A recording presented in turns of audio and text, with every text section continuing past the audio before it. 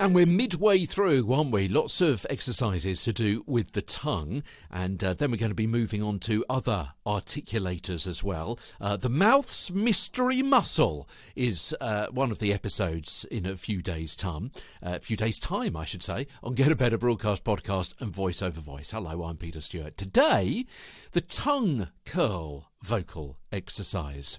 So, again, I can't do it as I'm talking to you, but hopefully you will be able to as I lead you through tip by tip about what to do with the tip of your tongue.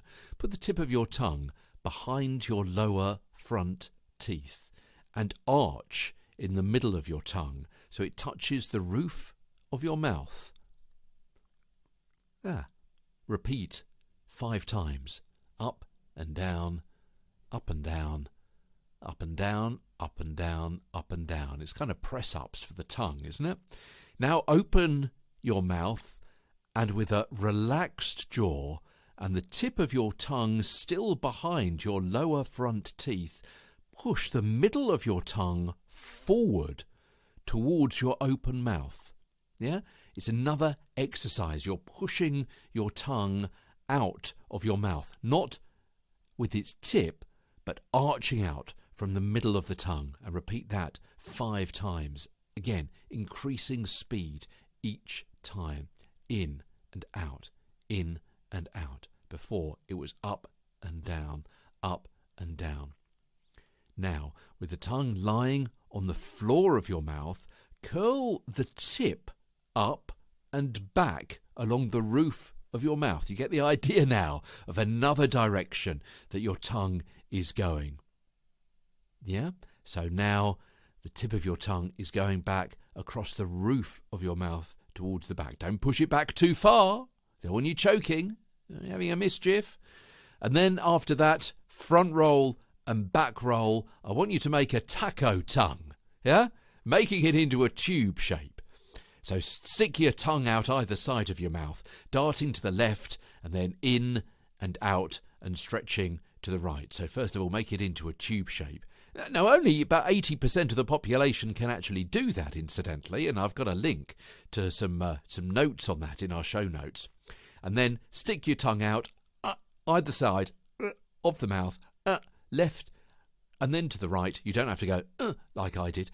Then all the way forward towards your nose.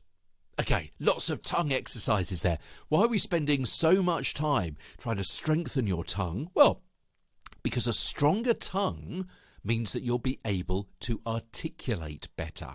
Now, as we've said before, articulation isn't the main thing about words and speaking. If somebody can understand you, that's absolutely fine. And certainly we're not after a crisp presentation like Celia Johnson or Trevor Howard in Brief Encounter, in the 1950s, and speaking like the Queen used to. Not that clipped sound, but obviously it makes sense if you're going to be speaking a script or doing some ad-libs that people understand what it is that you're saying. It also makes sense that you're not going to be tripping up over your words. Yeah? And that means that your tongue has got to be quite dexterous. It's got to be fit for purpose. It's got to have those gymnastics in its past experience. So it's able to move and create the sounds and the words that you want it to do so people can understand you. Okay, that's it for today. Tomorrow, the right way to use tongue twisters as an articulation exercise. Yeah, a lot of people use tongue twisters in the wrong way, and then they wonder why they don't work. I'll explain more tomorrow as Get a Better Broadcast podcast and Voice Over Voice continues. From London, I'm Peter Stewart.